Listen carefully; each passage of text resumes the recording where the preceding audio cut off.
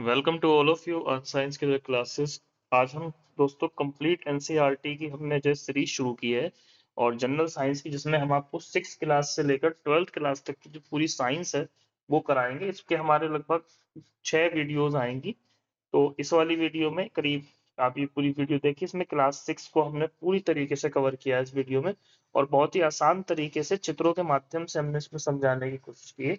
तो जुड़े रहिए। चैनल से पहली बार विजिट कर रहे हैं तो इसको सब्सक्राइब कर लें, शेयर करें, ताकि आने वाले हर वीडियो अपडेट्स आपको टाइम से मिलती रहे। तो शुरू करते हैं आज की वीडियो।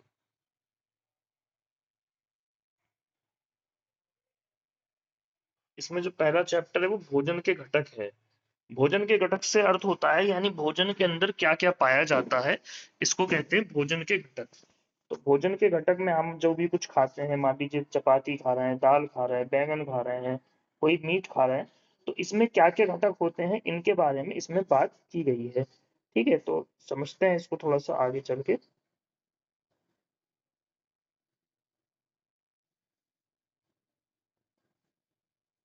इसमें जो है थोड़ा सा एक जो इम्पोर्टेंट बात है वो ये है कि खाने में जो मुख्य पोषक होते हैं, घटक होते हैं, वो होते हैं आपके कार्बोहाइड्रेट, आपकी प्रोटीन, आपकी वसा, आपकी विटामिन तथा खनिज लवण। तो हम कह सकते हैं कि भोजन के जो होते हैं 5 घटक हैं मुख्य रूप से। पहला घटक आपका है कार्बोहाइड्रेट,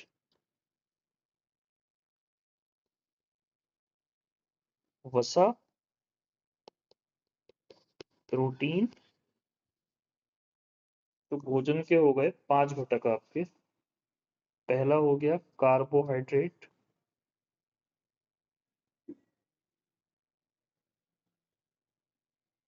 वसा, प्रोटीन, विटामिन और खनिज लवण। वैसे इसकी वो कर लेते हैं, वैसे मोटी ज्यादा हो गई।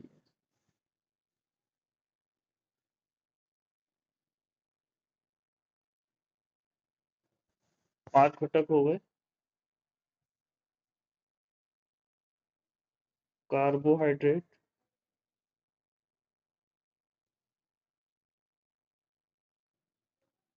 प्रोटीन, विटामिन, वसा और खनिज लवण।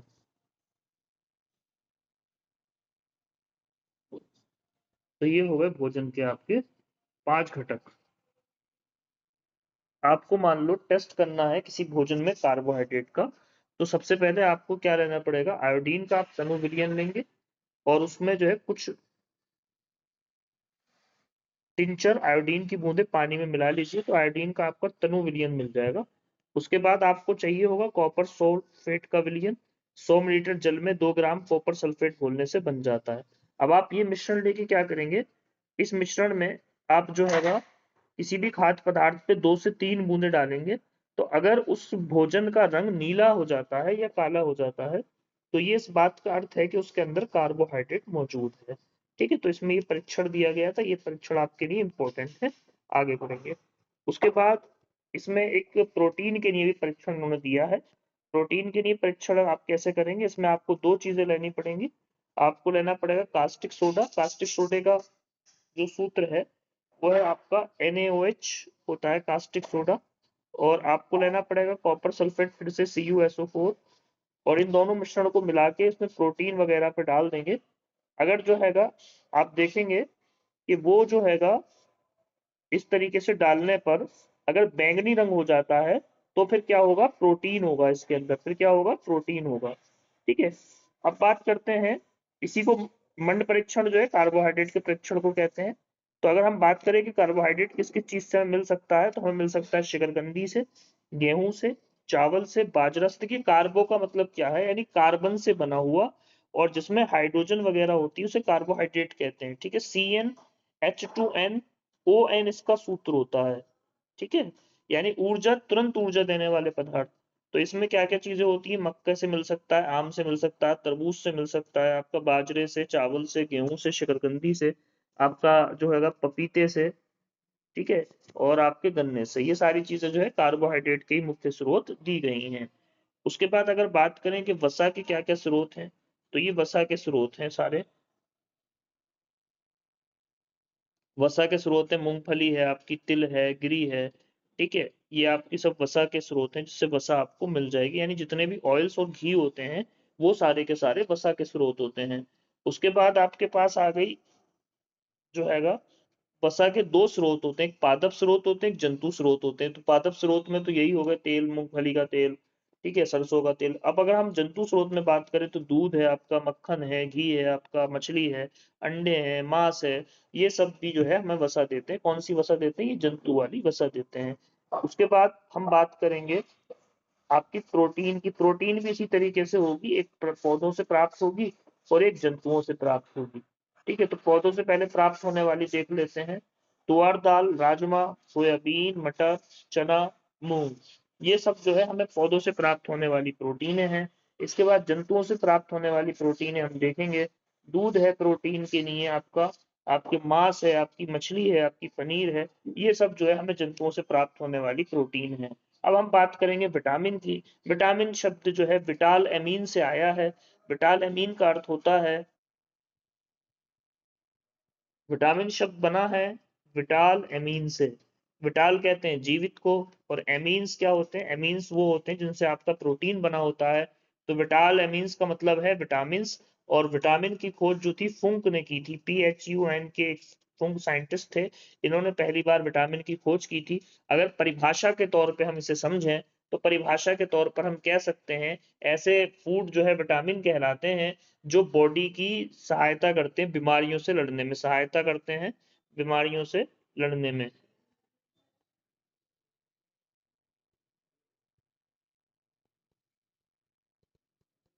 ठीक है। तो अगली, अब विटामिन कई तरह के होते हैं, vitamin A, vitamin B, vitamin C, ठीक है, vitamin D, vitamin E, vitamin K. तो सबसे पहले हम विटामिन ए के पढ़ेंगे, क्या क्या चीज से हमें विटामिन ए मिल सकता है। आम से विटामिन ए मिल सकता है, गाजर से, और आपके पपीते से ये विटामिन ए मिल सकता है। दूध में भी विटामिन ए होता है, मछली के तेल में भी विटामिन ए होता है, ठीक है। विटामिन बी के स्रोत हैं ये, आपको दिख रहे होंगे स्क्रीन पर, मैं थोड़ा सा बड़ा करके दिखा रहा हूँ।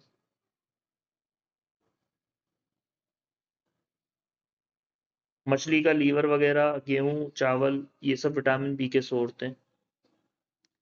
विटामिन सी के स्रोत की अगर हम बात करें तो सारे खट्टे फल विटामिन सी के स्रोत हैं। अमरूद है, मिर्च है, नींबू है, आंवला है, टमाटर है, और आपका संतरा है, ये सब जो है विटामिन सी के स्रोत हैं।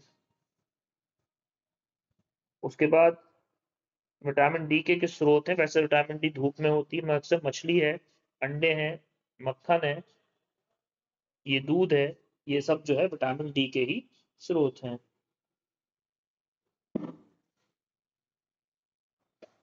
इसी तरीके से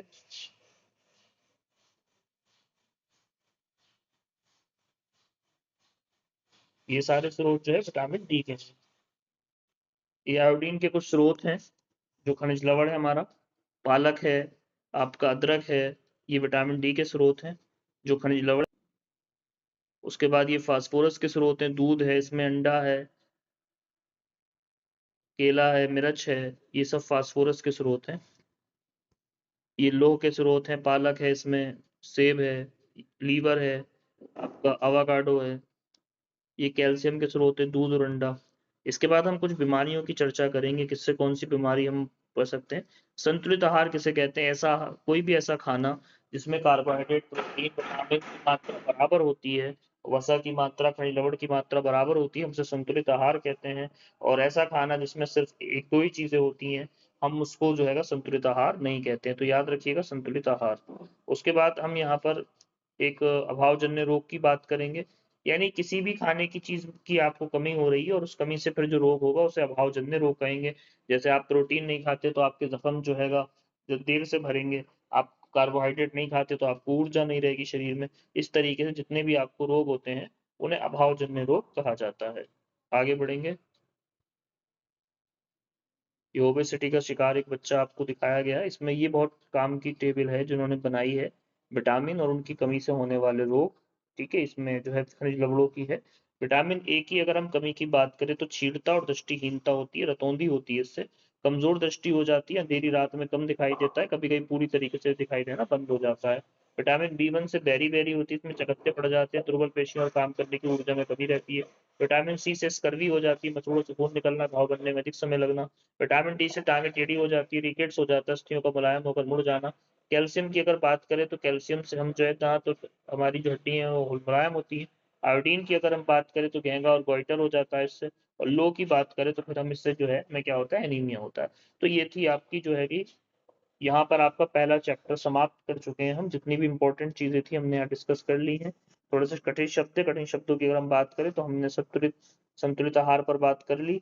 ठीक है, बेरी बेरी एक रोग है, कार्बोहाइड्रेट ऊर्जा के लिए होते हैं, ऊर्जा हमारे शरीर को कार्य करने के लिए चाहिए होती है। वसा की अगर बात करें तो चिकनी चीजों में मिलती है, ये हमारे शरीर में स्टोर हो जाती है। खनिज लवण हमारे शरीर को मात्रा में कम मात्रा में आवश्यक होते हैं। पोषक जो सभी चीजों को कहते हैं, प्रोटीन हमारे शरीर में माइंस होती है। ठीक है, फिर होता है आपका स्कर्वी, स्कर्वी हमने बात कर ली, मंड स्टार्च के अंदर, यानी जो होता है आपका कार्बोहाइड्रेट होता है उसके अंदर होता है। तो अगले चैप्टर की तरफ हमारा दूसरा चैप्टर है वस्तुओं के समूह बनाना, यानी वस्तुओं को अलग अलग करना। ठीक है, हमारे पास कई तरह के पदार्थ होते हैं, बाल्टी है, गुड़िया है, फ्लॉपी डिस्क है, मोबाइल है। हम इनको किस तरीके से अलग करते हैं, यानी हम इस चैप्टर के माध्यम से वर्गीकरण सीखेंगे, जो साइंस का बहुत बड़ा आधार है आपका। यानी कांच से क्या बना होता है, प्लास्टिक से क्या बना होता है, पदार्थों के गुण की अगर हम बात करें तो पदार्थों को हम दिखावट से पहचानते हैं सबसे पहले। अब हम इसमें दो तरह का वर्गीकरण कर लेंगे ठोस पदार्थों का। एक वर्गीकरण हो जाएगा आपका जो कहलाएगा आपका धातु धातु और एक वर्गीकरण हो जाएगा जो आपका कहलाएगा अधातु। लोहा, चांदी, सोना जितना भी है ये सब धातु होते हैं। प्लास्टिक वगैरह ये सब अधातु होते हैं। धातु कठोर होते हैं। पदार्थ जो भी आपकी जिसमें धुटी होती है, चमक होती है, वो क्या होते हैं, धातु होते हैं, जैसे लोहा, तांबा, एल्युमिनियम, सोना। ठीक है, कुछ धातुएं अपनी चमक खो देती हैं और निष्प्रभ दिखाई देने लगती हैं। इसी प्रकार से इन्होंने एक नया शब्द की यहाँ पे उत्पत्ति की है, विलेय अथवा अविलेय।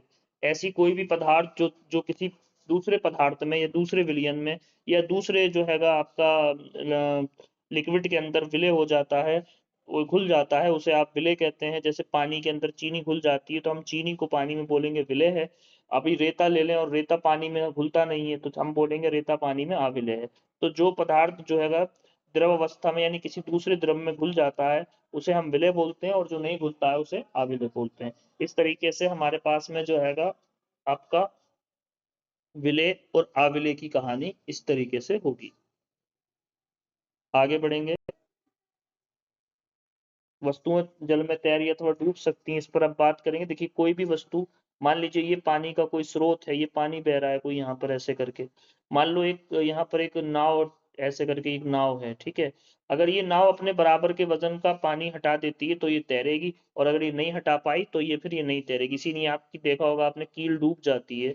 ठीक है, कील क्यों डूब जाती है, क्योंकि कील अपने बराबर का वजन का पानी यहाँ से नहीं हटा पाती, इसके कारण से कील डूब जाती है। लेकिन अन्य वस्तुएं जो इसके कारण से हटा देती हैं अपने बराबर के जल को, यहाँ से वो तैरती रहती हैं। तो ये हो गया आपका कौन सी वस्तु तैर सकती है और कौन सी डूब सकती है। उसके बाद हमने यहाँ पे तीन तरह के पदार्थों का वर्गीकरण इन्होंने किया है। एक होता है आपका पारदर्शी, एक होता है आपका अपारदर्शी, और एक होता है आपका ट्रांसलूसेंट, या फिर जिसको आभासक कहते सकते हैं। पारदर्शी उन पदार्थों को कहते हैं जिनके आस इनके जिनके अंदर से या जिनके भीतर से प्रकाश निकल जाता है, आप आर पार देख सकते हैं। ठीक है, अपारदर्शी जिनके भीतर से आपका प्रकाश नहीं निकलता और आप उनके आस जो हैगा नहीं देख सकते उनके थ्रू। एक होते हैं ट्रांसलूसेंट, अभी मेरे दिमाग में इसके लिए हिंदी शब्द नहीं आ रहा है, फिर आप ट्रांसलूसेंट समझ लीजिए। ट्रांसलूसेंट का मतलब होता है ऐसे पदार्थ होते हैं जो पदार्थ आपके कुछ मात्रा में अपारदर्शी होते हैं और कुछ मात्रा में पारदर्शी होते हैं। जैसे बटर पेपर इसका बेहतरीन एग्जाम्पल है। बटर पेपर जो होता है इसी तरीके से होता है।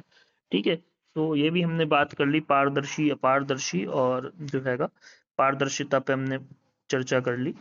ठीक है, उसके बाद हमारे पास यहाँ पे पारभासी कहते हैं आ गया वहां पर। ठीक है, उसको ट्रांसलूसेंट को पारभासी कहते हैं, याद रखिए।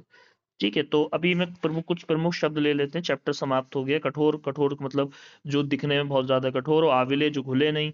द्युति में, जिसमें चमकीला हो। पदार्थ, कोई भी ऐसी वस्तु जिसके अंदर, पदार्थ की क्या परिभाषा हो सकती है, जिसके पास में कोई द्रव्यमान होता है और जगह घेरता है, उसे हम क्या कहते हैं, पदार्थ कहते हैं। धातु, जो आपकी, जिसके अंदर निम्नलिखित गुण होते हैं, चमक होती है और उसके अंदर कठोरता होती है। अपारदर्शी, जिसके अंदर से प्रकाश जाए नहीं। रुक्ष, खुरदरा। विलेय, जो घुल जाए। पारभासी, इसमें से कम प्रकाश जाता है। पारदर्शी, जिसके अंदर से प्रकाश चला जाता है। तो ये यहाँ पर हमने 2 चैप्टरों का अध्ययन कर लिया है। उसके बाद हम तीसरे चैप्टर की ओर चलते हैं। हमारा तीसरा चैप्टर है पदार्थों का पृथक्करण।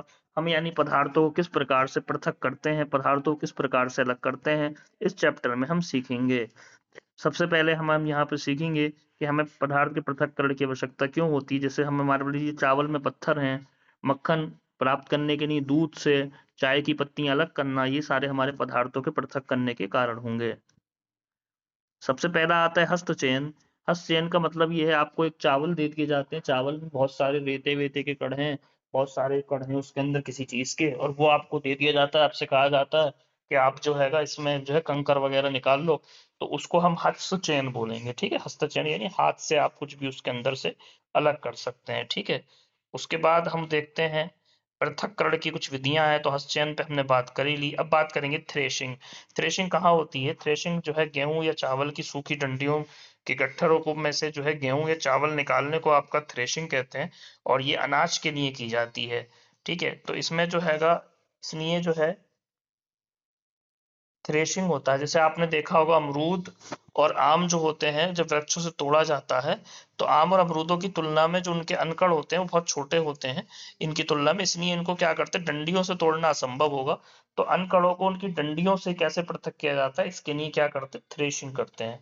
क्या करते हैं? थ्रेशिंग करते हो। थ्रेशिंग के जरिए जो है ये सारी पत्तियां वगैरह अलग हो जाती हैं। ठीक है, ये थ्रेशिंग का एग्जाम्पल दिखाया है इन्होंने। एक किसान है जो उसको थ्रेशिंग कर रहा है इस तरीके से। ठीक है, उसके बाद आपका ये हैगा निष्पादन। किसी मिश्रण के अवयवों को इस तरीके से, मान लो आपके पास में क्या है, आप इसको ऐसे समझो। ठीक है, मान लो आपके पास रेत और बुरादा है, या सूखी पत्तियों का पाउडर है, और एक ही स्थान पे गिरते हैं। तो ये क्या होता है, आप क्या करिए, इसको ऊपर से लेके जो है हवा की तरफ करके जो है किसी छाछ या सूप की मदद से उसमें रखिए। तो हवा की मदद से जो जो भूसा वगैरह होगा वो नीचे गिरता चला जाएगा, क्योंकि ये कैसा होगा, भारी होगा। और जो ये जो होगा आपका, जो मेन कण होगा वो भोजन का जो है वो आपका नीचे गिरता रहेगा, अनाज। और ये जो है साइड से निकलता रहेगा, क्योंकि ये जो है हल्का होगा इस तरीके से हवा की मात्रा में। और ये भोजन जो है, जैसे गेहूं आपने देखा होगा, आपकी माँ बहनें या जो है किस माताएं बहनें जो है क्या करती है, घरों में गेहूं जो होती है उसको छाछ से लेके और भूसे से लेके क्या करती है कि किसी सूप की मदद से हमारे गेहूं छानती हैं। तो इस प्रति को निष्पावन कहते हैं। ठीक है, अगला हमारा जो इसमें है चालन की बात करेंगे। कभी कभी हम जब आटे से व्यंजन बनाने की इच्छा होती है, तो हम इसमें क्या होता है, चौकड़ और अन्य शुद्धियों को जो है अलग करने की आवश्यकता होती है। तो हम क्या करते हैं, इसे छलनी से छानते हैं। ठीक है, आपने देखा हो सड़क बनाते टाइम भी जब वो कंक्रीट वगैरह लेते हैं, तो उसमें एक छाछ जैसा, एक छल्ली जैसा या छल्ला जैसा लगा देते हैं, जिसमें क्या होता है कि जो भारी सही कण होते हैं वो नीचे गिरते रहते हैं। ठीक है, और इस तरीके से जो गंदगी होती है वो रह जाती है। ठीक है, तो उसके ये हो गया आपका चालन। 3 विधि इन्होंने अवसादन, निस्तारण और स्यंदन पे और बात की है। हम बात कर लेते हैं अवसादन क्या होता है। देखिए, किसी मिश्रण है, मान लीजिए आपके पास पानी और चीनी का मिश्रण है, या पानी और चावल का मिश्रण है आपके पास, तो आपको क्या करना पड़ेगा, उसको अलग करना है तो आपको अवसादन की मदद लेनी पड़ेगी। अवसादन में क्या होता है, अवसादन में पानी की तली में भारी कण बैठ जाते हैं और हल्के कण ऊपर तैरते रहते हैं, जिससे जो है पानी, आपने बचपन के दिनों में एक उसकी कहानी पढ़ी होगी, कि जब एक बार कौवे को प्यास लगी थी, तो कौवे ने क्या करा था, और पानी जो था उसके एक मटके में बहुत नीचे था, जिससे उसकी चोंच भी नहीं जा सकती थी। तो कौवे ने क्या करा, कौवे ने उसमें लाके डेले डालना स्टार्ट कर दिए मिट्टी के, और उसके कंकड़ी कंकड़ डालना शुरू कर दिए। इससे क्या हुआ कि कंकड़ भारी होते नीचे बैठ गए, और पानी जो था हल्का था ऊपर आने लगा, और कौवे ने आने के उस पानी को आसानी से पी लिया। तो इसे कहते हैं साधक। ठीक है, किसी भी चीज में मिट्टी मान लो मिली हुई है, और उसको जो है आप क्या कर रहे हैं, अलग करना चाहते हैं पानी से, तो निस्तारण विधि का अपनाइए। निस्तारण विधि में क्या होता है कि आप उड़ेलते हैं मिट्टी के साथ में, तो मिट्टी नीचे बैठती चली जाती है और पानी साफ होके पानी साफ होके आपको मिल जाता है। तो इस तरीके से ये हो गई आपकी निस्तारण। इसमें तीसरी विधि निस्यंदन है। निस्यंदन फिल्टर करने को कहते हैं। आपके घरों में फिल्टर वगैरह लगा होगा तो इसे कहते हैं निस्यंदन। आप इसको फिल्टर वगैरह, फिल्टर पेपर आता है इसके लिए, ये फिल्टर पेपर इन्होंने दिखाया है। इसमें जो है छन्नी का भी इस्तेमाल किया जा सकता है, जो आपकी कीप होती है। पानी को गर्म करके भी आप उसे जो है, ठीक है। इसमें आप वाष्पन की बात करेंगे। वाष्पन में क्या होता है, मान लीजिए आपके पानी में बहुत सारी अशुद्धियां हैं, ठीक है। तो अशुद्धियों में क्या होगा, आप पानी को गर्म करने रखते हैं तो पानी चूंकि जो हैगा अशुद्धि नहीं होती, पानी क्या है, द्रव है। तो पानी क्या होगा आपका शुद्ध बन के यानी भाप बन जाएगा और जो अशुद्धियां होंगी वो नीचे बैठ जाएंगी। इस तरीके से आपको शुद्ध पानी मिल जाएगा। और ये किस प्रकार से होगा, ये वाष्पन की प्रक्रिया से होगा आपका। इस प्रक्रिया से होगा, इस प्रक्रिया को आप वाष्पन कहते हैं, ठीक है। तो ये हमने बात कर ली। पृथक्करण क्यों करते हैं, क्योंकि पृथक्करण हमें जो है बहुत ज्यादा मात्रा में चाहिए होता है और बहुत ज्यादा इसकी जरूरत होती है, ठीक है। क्या जल किसी भी पदार्थ की मात्रा को, जितनी मात्रा को घोल सकता, नहीं घोल सकता। पदार्थ की एक निश्चित सीमा होती है किसी भी चीज में घुलने की। आप एक गिलास में पानी ले लीजिए, पानी लेने के बाद आप उसमें जो है नमक डालते रहिए, डालते रहिए। एक समय ऐसा आएगा कि जब नमक घुलना इसमें बंद हो जाएगा, तब हम इस मिश्रण को बोलेंगे कि ये मिश्रण जो है हमारा संतृप्त हो गया है, अब इसमें घुलना जो है कुछ भी संभव नहीं होगा। उसके बाद बात करेंगे आपका संतृप्त विलयन, मैंने अभी बता ही दिया आपको, ठीक है। प्रमुख शब्द हैं इसमें जिनकी कुछ बातें कर लेते हैं।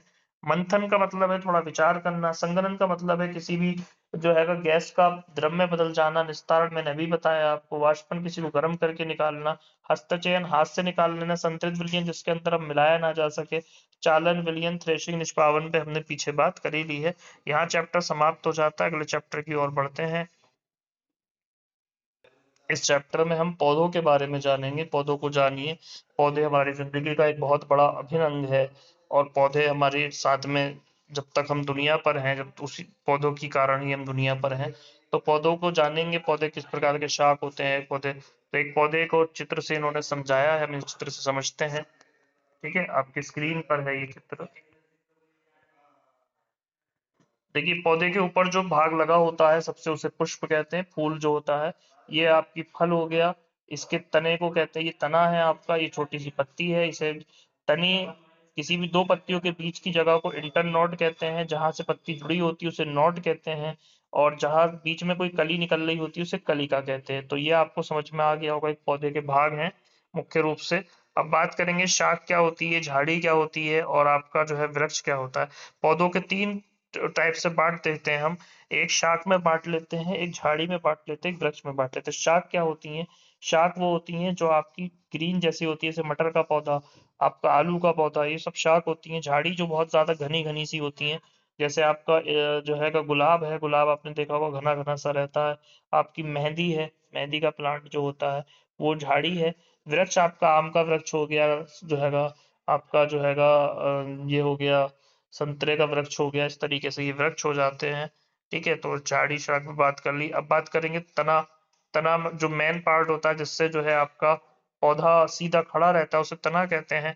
उसमें लता एक नया शब्द यहाँ इंट्रोड्यूस करा रहे हैं। लता क्या होती है, लता यानी ऐसे कमजोर तने जिनको हमें किसी सहारे से चलाना पड़ता है, उन्हें हम तना कहते हैं। तने में जो हैगा ये जो भूमि पर फैल जाते हैं उन्हें विसर्पी लता कहते हैं। जो तने, जैसे आपको तरबूज और खरबूजे की खेती आपने देखी होगी। आरोही लते की अगर हम बात करें तो आरोही लता उन लताओं को कहते हैं जो लता ऊपर को किसी डंडे के सहारे से ऊपर को चढ़ जाती हैं। जैसे आपने मनी प्लांट वगैरह का पौधा देखा होगा, ये आरोही लता कहलाते हैं। उसके बाद आपकी पत्ती की बात करें तो पत्ती के अंदर जो संरचना है उसे थोड़ा सा हम बात कर लेंगे।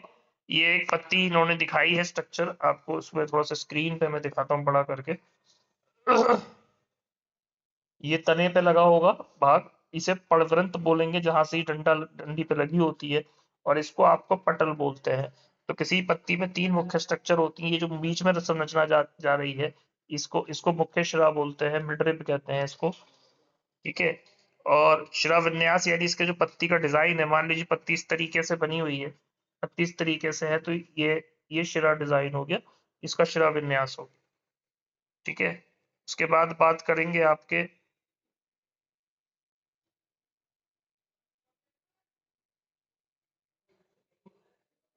यहाँ पर एक चीज और ऐड कर रहे हैं। वाष्पोत्सर्जन एक नया शब्द आपको इंट्रोड्यूस करा रहे। वाष्पोत्सर्जन क्या होता है, देखिए पानी को, जब हम पौधे को पानी डालते हैं तो सारा पानी पौधा ले नहीं सकता। उसमें से कुछ पानी जो होता है वो पौधा क्या करता है कि उसको जो हैगा भाप के रूप में निकाल देता है। तो भाप के रूप में निकालने के लिए जो जो प्रक्रिया है वाष्प, उसको वाष्पोत्सर्जन कहते हैं। ठीक है, ये वाष्पोत्सर्जन कहलाती है। ठीक है, ये फिर से इन्होंने एक एक्सपेरिमेंट दिया है इन्होंने इसमें। अब बात करेंगे प्रकाश संश्लेषण की, बड़ी मोस्ट इंपॉर्टेंट क्रिया है जिससे सारी दुनिया चल रही है। प्रकाश संश्लेषण क्या होता है मेनली? देखिए, एक पौधे को, जब वो पौधा आसमान से जो हैगा आपका CO2 लेता है और सूर्य का प्रकाश लेता है, सनलाइट लेता है, और नीचे जल से खनिज लवण, और पत्ती के अंदर होता है क्लोरोफिल। ये सारी चीजें मिलके खाना बनाती हैं। या आप ऐसे समझ लीजिए, आपकी जो प्रकाशीय ऊर्जा है, आपकी जो सौर ऊर्जा है, ये इसे रासायनिक ऊर्जा में बदलने का कार्य करती है। और इस प्रकार से इस क्रिया को आप क्या कहते हैं? प्रकाश संश्लेषण कहते हैं। ठीक है, प्रकाश संश्लेषण समझ गए, यानी पौधों को। और प्रकाश संश्लेषण का आउटपुट की अगर हम बात करें तो ये भी बात कर लेते हैं। इसमें हमें C6H12O6 प्राप्त होता है, जो आपका क्या है? कार्बोहाइड्रेट है, या फिर आपका जो हैगा फ्रक्टोज वगैरह होता है, या आपका ग्लूकोज वगैरह होता है, ये प्राप्त होता है। इसके साथ ही हमें जो है क्या प्राप्त होता है? इसके साथ ही हमें प्राप्त होता है आपकी O2 गैस, जिससे सारी दुनिया चल रही है। तो प्रकाश संश्लेषण का सबसे बड़ा महत्व ही ये है कि हमें उसमें क्या प्राप्त होती है? O2 प्राप्त होती है, जिससे सारी दुनिया आगे चलेगी। जड़ की अगर बात करें तो जड़ हमारे किसी भी पौधे को थामे रखने के लिए जरूरी होती है। जड़ दो प्रकार की होती है, मूसला और झाकड़। मूसला जड़ और झाकड़ जड़ में फर्क ये होता है कि मूसला जड़ जो होती है वो आपकी, जैसे आपकी मूली है, ठीक है, ऊपर से मोटी और नीचे को पतली होती चली जाती है। ठीक है, ये इन्होंने दिखाया है किस प्रकार से एक नए बीज से पौधा निकल सकता है। आप घर पे भी कर सकते हैं इसको। कोई भी मटर का दाना या कुछ चने का दाना लेके 2-3 दिन पानी में डाल दीजिए, इस तरीके से वो अंकुरित हो जाएगा। ठीक है, ये जड़ों की इन्होंने दिखाया है। मूसला जड़ ये दिखाई, जैसे मैंने अभी बताया आपको। मूसला जड़, इसे झाकड़ जड़ या रेशा जड़ कहते हैं। जैसे गेहूं चावल की जो जड़ होती है वो आपकी जो है रेशेदार जड़ होती है। ठीक है, ये मैंने अभी बता ही दिया आपको, इस पे चर्चा हमने कर ली। ठीक है, उसके बाद पुष्प की बात करेंगे। देखिए, ये इन्होंने एक बहुत बेहतरीन एग्जाम्पल दिया है। पहले ये एक टहनी है जिस पर ना पत्ते हैं, उसके बाद इस पे पत्ते आते हैं, उसके बाद इस पे फूल आते हैं। यदि इस पे फल आ रहा होता तो फिर ये फूल जो है आपका फल में कन्वर्ट हो जाता, लेकिन गुलाब पे चूंकि फल आता ही नहीं है, इसलिए ये कन्वर्ट नहीं। वैसे थोड़ा सा समझ लेते हैं। ठीक है, ये क्या है? आपका पंखुड़ियां हैं जो पेटल्स लगी होती हैं, और ये आपका बाह्यदल कहलाता है। ठीक है, तो ये भी हो गया। इसके बाद अगली बात करेंगे हम।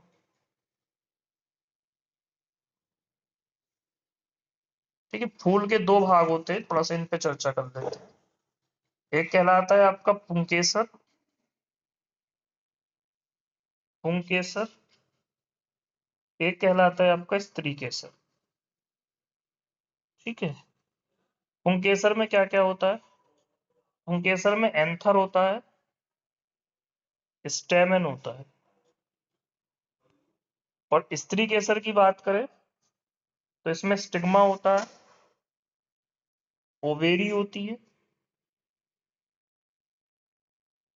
और तीसरा पार्ट जो है ओव्यूल होता है। ठीक है, तो पुंकेसर पुरुष भाग को कहते हैं, और स्त्री केसर जो है महिला भाग को कहते हैं। एंथर वो होता है जहां पर परागकण लगे होते हैं। परागकण इनके मेल पार्ट है, देखिए इन्होंने दिखाया भी है। थोड़ा सा मैंने आपको अंग्रेजी में बता दिया। वर्तिकाग्र कहते हैं आपके स्टिग्मा को, STIGMA स्टिग्मा। और वर्तिका कहते हैं स्टाइल को, और अंडाशय कहते हैं आपके ओवेरी को। ये आपके फीमेल पार्ट हैं। ठीक है, मेल पार्ट की अगर हम बात करें, मेल पार्ट इन्होंने शायद नहीं दिया है। ठीक है, बीजांड ओव्यूल को कहते हैं, मैंने ही बताया। हाँ, थोड़ा सा यहाँ पे ये भी समझ लीजिए, समझने की बात है। जब कोई फूल चला जाता है तो ओवेरी जो होती है वो फ्रूट में चेंज हो जाती है। ठीक है, और ओव्यूल जो है वो आपका सीड में चेंज हो जाता है। ओवेरी फ्रूट में, ओव्यूल सीड में। तो ये शब्द आ गए, यहाँ से बात कर लेते हैं इन शब्दों पे थोड़ा सा। आरोही मैंने अभी बताया था आपको, ऊपर चढ़ने वाला तना संवहन। किसी भी पौधे में जल का जो जड़ से लेके ऊपर को जाता है संवहन कहते हैं। विसर्पी लता, जिस लते को नीचे जमीन पे चलती रेशेदार जड़। शाक पार्श्व जड़ जो साइडों पे चल रही होती है, जैसे आपने मूली देखी होगी, मूली में इधर को साइड में इधर को रेशे वेशे निकले होते हैं, उसे पार्श्व जड़ कहते हैं। शिलान्यास पत्ती का डिजाइन, बीजांड ब्लोग्यूल को कहते हैं। ठीक है, पड़ग्रंथ पत्ती के डिजाइन हो गया। प्रकाश संश्लेषण, स्त्री के असर, महिला भाग, जालिका रूपी बाह्य दल, झाड़ी पुंकेसर, मूसलाधार वाष्पोत्सर्जन वृक्ष। तो इस चैप्टर को भी हमने कंप्लीट कर लिया है। आगे बढ़ेंगे अगले चैप्टर की। अगला चैप्टर है शरीर में गति। शरीर में किस प्रकार गति होती है इस अध्याय में हम पढ़ेंगे। मानव शरीर, उसकी गतियों के बारे में बात करेंगे। हम हाथ को मोड़ते हैं, गेंद फेंकते हैं, कलाई उंगलियां जिस तरीके से किस क्या क्या चीज घूम जाती है, क्या क्या चीज नहीं घूमती है। दो जोड़ों के बीच जो चीज होती है, मान लो आपके कोहनी के बीच में जोड़ है, इसे आप संधि कहते हैं। क्या कहते हैं? संधि कहते हैं। संधि कई प्रकार की होती है। ठीक है, संधियों पे बात करेंगे। सबसे पहले कंदुक खलिका संधि की अगर हम बात करें, तो कंदुक खलिका संधि जो है आप अपने घर पे भी कर सकते हो। ऊपर कटोरी लगा लीजिए, नीचे गेंद, एक नीचे गिलास या कागज का बेलन बना के लगा लीजिए। ये एक तरीके से कंदुक खलिका संधि बन गई। कंदुक खलिका संधि जो होती है आपकी स्वतंत्र रूप से घूमती है। अगर आप जांग की अस्थि को देखेंगे अपनी, तो ये कंदुक खलिका अस्थि का उदाहरण है। अस्थि कहते हैं हड्डी को। शिरोड़ी अस्थि ये आपकी कूल्हे की हड्डी है आगे वाले, और ये जांग की अस्थि है। तो ये कंदुक खलिका संधि का उदाहरण है। दुराग्र संधि की अगर बात करें तो गर्दन और सिर में होती है। गर्दन और सिर को जोड़ने वाली संधि दुराग्र संधि है। ये लिमिटेड ही घूम सकती है। ठीक है, इसको आप दुराग्र संधि कहते हैं। आप गर्दन आप चारों दिशाओं में नहीं घूम सकते, 360 नहीं घुमा सकते अपनी गर्दन को, तो इसको कहते हैं दुराग्र संधि। हिंज संधि कब्जा संधि की तरह होती है। कब्जा संधि का मतलब ये एक तरीके से कब्जा लगा होता है। आपका जो घुटने की हिंज है संधि, घुटने को आप एक ही दिशा में मोड़ सकते हैं, इसे आप कहते हैं हिंज संधि। अचल संधि, जो संधि चलती नहीं है उन्हें अचल संधि कहते हैं। जैसे आपके सिर की जो हड्डियों के बीच में जोड़ है, उन्हें अचल संधि कहते हैं। अचल संधि यानी यहाँ पे आपकी सिर की हड्डी गति नहीं करती है, इन्हें आप अचल संधि कहते हैं। उसके बाद आगे बढ़ेंगे हमारे। ठीक है, ये एक स्ट्रक्चर दी है इन्होंने मानव कंकाल की। मानव कंकाल में आपको इन्होंने शरीर में गति के हिसाब से बताया है। ठीक है, ये एक एक्सरे दिखाया। एक्सरे में हड्डी किस प्रकार से दिखाई देती है। एक्सरे एक प्रकार की मशीन होती है जिसमें हम हड्डियों का चित्र लेते हैं। डब्लू रॉन्टेजन ने इसकी खोज करी थी, एक्सरे की। ठीक है, यहाँ से ये भी याद रखना है। ठीक है, एक्सरे एक तरह की किरण होती हैं। ठीक है, उसके बाद इसमें इन्होंने हड्डी को दिखाया है। ये पसली पिंजर है, 12 जोड़ी यानी 24 पसलियां होती हैं आदमी में। और ये बीच में जो हड्डी आपको दिख रही है, इसे स्टर्नम हड्डी कहते हैं। ये आपको, ठीक है, इसे पसली पिंजर कहते हैं। ये आपकी कमर की हड्डी दिखाई है, कमर की हड्डी को मेरुदंड कहते हैं। ये इस तरीके से 26 हड्डियां होती हैं यहाँ पर आपकी, टोटल 33 होती हैं। ये आपकी खोपड़ी दिखाई है, नीचे बीच की श्रोणि अस्थियां हैं। ये आपका श्रोणि अस्थियां है। ये आपकी मानव खोपड़ी है। उपास्थि हड्डी जैसी होती है, परंतु हड्डी नहीं होती है, ना मसल्स होती, बीच में कह सकते हैं। आप अपने कान के ऊपरी वाले भाग को छुएंगे तो आपको वहां पे उपस्थि दिखाई देगी। यानी आप इसको जो है ऐसे छुएंगे तो ये हल्के से मुड़ जाएगी और हड्डी जैसी थोड़ी कठोर होगी। इसे बोलेंगे आपका उपास्थि। ठीक है, अब शरीर में गति करने के लिए दो प्रक्रिया है, एक संकुचन है, एक शीतलन है। यानी आपको जब कोई चीज उठानी होती है, मान लीजिए बॉल रखी है और मुझे इसको उठाना है, तो मैं अपनी पेशियों को क्या कराऊंगा, संकुचन कराऊंगा। और फिर अगर मैं इसे छोड़ना चाहता हूँ तो मुझे शीतलन कराना पड़ेगा। तो दो शब्द आएंगे, संकुचन और शीतलन। इन्हीं के द्वारा हम क्या करते हैं, गति करते हैं शरीर से। जंतु की चाल, केचुआ है, केचुआ अपने स्पिरिकल से रिंग रिंग के चलता है चिकनी सतह पर। ठीक है, इसी तरीके से घोंगा है, घोंगा भी जो है शरीर पृथ्वी पर जोर डाल के अपना चलता है। ठीक है, तिलचट्टा है, तिलचट्टा अपने पैरों की मदद से चलता है। पक्षी जो है आपका उड़ता रहता है, मछली तैरती रहती है। तो ये सब इनकी गतियां हैं। सर्प क्या चलते हैं, सांप अपने मेरुदंड को धकेल के चलते हैं। ठीक है, ये आपकी मछली की गति है, पूंछ के जरिए इनकी गति होती है। ठीक है, इसमें योग के बारे में बताया गया है कि जून को योग दिवस मनाया जाता है। और योग हर किसी को करना चाहिए, इससे शरीर वगैरह में ऑस्टियोपोरोसिस वगैरह नहीं होती है। तो ये शब्द आ गए सारे, जो है शब्द हमने इस पर बात कर ली। ये चैप्टर भी हमारा समाप्त हो जाता है। अगले चैप्टर की ओर बढ़ते हैं। छठा चैप्टर है सजीव, विशेषताएं एवं आवास।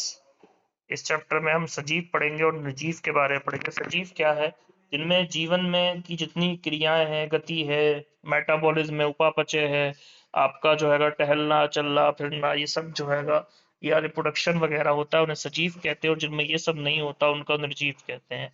तो यहाँ से आपको सजीव और निर्जीव मैंने आपको समझा दिया। सजीव और निर्जीव क्या होते हैं। आवास एवं अनुकूलन। आवास उस स्थान को कहते हैं जहां पर कोई जीव रहता है, अपना जो है अपनी क्रियाएं करता है रहकर।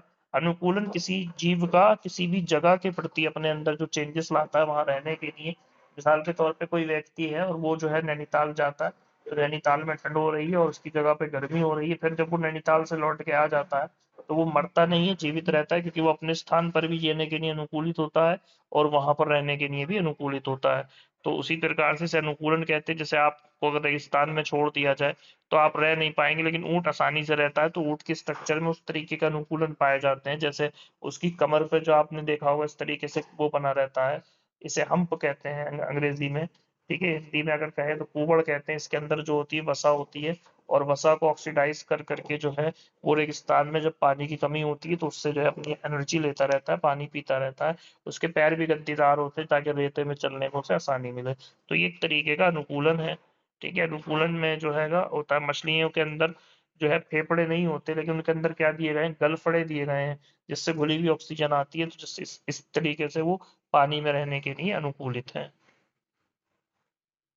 आवास दो तरीके होते हैं। कोई चीज अगर जमीन पर रहती है उसे स्थलीय आवास कह देते हैं, कोई चीज पानी में रह रही है उसे जलीय आवास कह देते हैं। इसके अलावा कुछ जैव घटक हैं और कुछ अजैव घटक है। जैव घटक की अगर हम बात करें तो पौधे जंतु सब जैव घटक होते हैं किसी भी परिवेश के। और अजैव घटक की बात करें, मिट्टी है, वायु है, जल है, ये सब अजैव घटक होते हैं किसी भी परिवेश के। आगे बात करेंगे।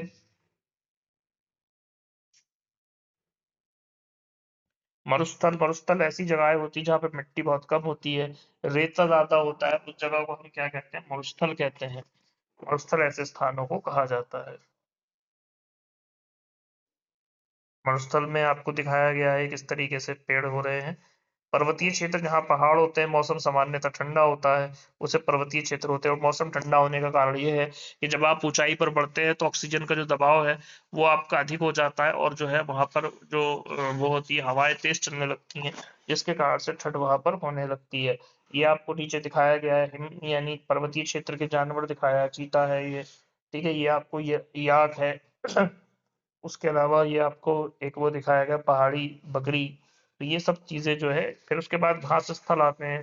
घास स्थल शेर वन में घास स्थल में रहता है, यानी ऐसी जगह जहाँ पर घासें वगैरह ज्यादा हो, ये घास स्थल कहलाते हैं।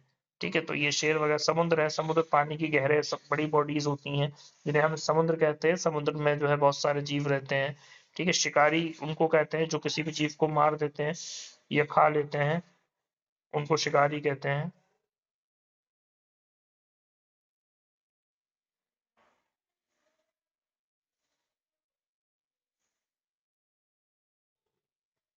कोई भी एक शिशु होता है, जन्म लेता है, जन्म लेके थोड़ा बड़ा हो जाता है, इतना बड़ा हो जाता है, फिर इतना बड़ा हो जाता है, फिर इतना बड़ा हो जाता है, फिर वयस्क हो जाता है। वयस्क होने के बाद शरीर की जो क्रिया है वो रुक जाती है। श्वसन क्रिया की अगर बात करें तो एक समय तक की जो है कोई व्यक्ति या कोई भी जीव जो है सांस लेता है, जब तक वो जीवित रहता है उसे श्वसन कहते हैं।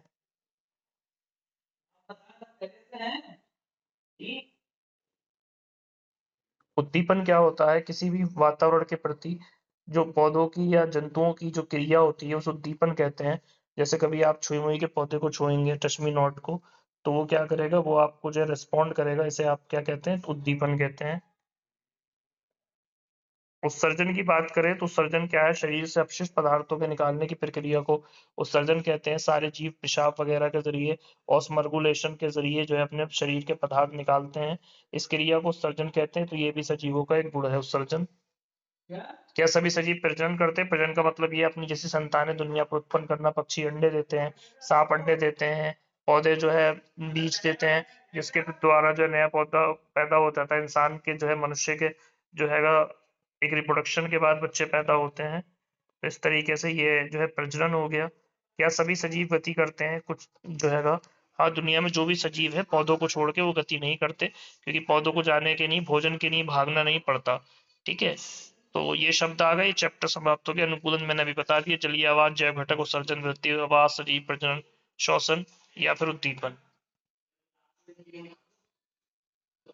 उसके बाद अगला चैप्टर की ओर बढ़ेंगे।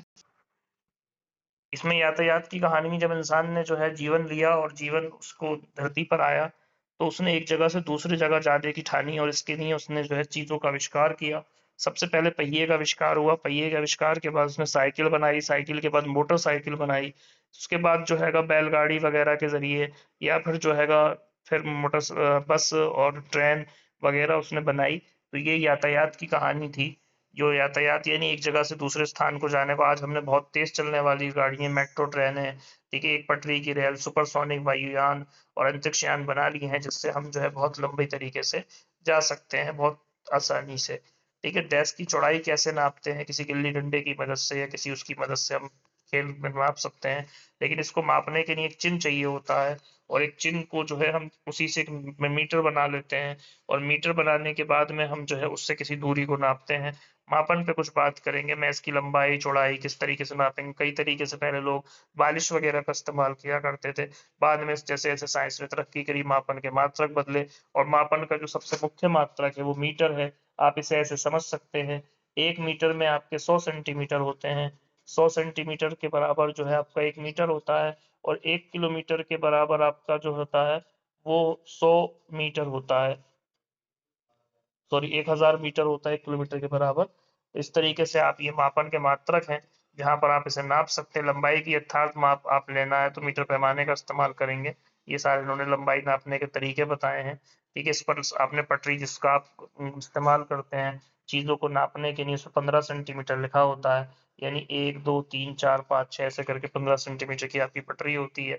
उसमें आप नापते हैं, किसी भी धागे वगैरह के जरिए भी दूसरी चीज को नापा जा सकता है। किसी गोल चीज को कैसे नापेंगे या इसको कैसे नाप सकते हैं, तो इसको नापने के लिए आप वर्नियर कैलिपर्स वगैरह का इस्तेमाल करते हैं। अब गति के प्रकारों की बात करें, गति क्या है, किसी भी वस्तु का या किसी भी सजीव का या किसी भी निर्जीव का अपने स्थान से जो है हट जाना या अपने स्थान से चले जाना गति कहलाता है। गति कई प्रकार की होती है, जैसे आपने ट्रेन और बसों की गति देखी होगी सीधी रेखा में, आपने इसकी मुर्गी गति देखी होगी, ये घूमता रहता है।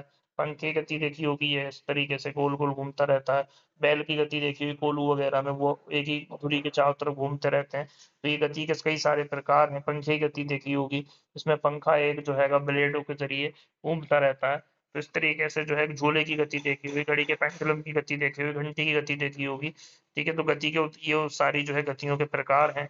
वर्तुल गति जो किसी स्थान पर होती है, आवर्ती गति जो किसी आवर्त के चारों ओर होती है, जैसे घंटे में पेंडुलम का लगा होना, या फिर घड़ी की सुइयों का घूमना, या फिर झूले का एक जगह चलना, ये आवर्ती गति कहलाती है। तो ये चैप्टर भी हमने कर लिया, अगले चैप्टर की ओर बढ़ेंगे।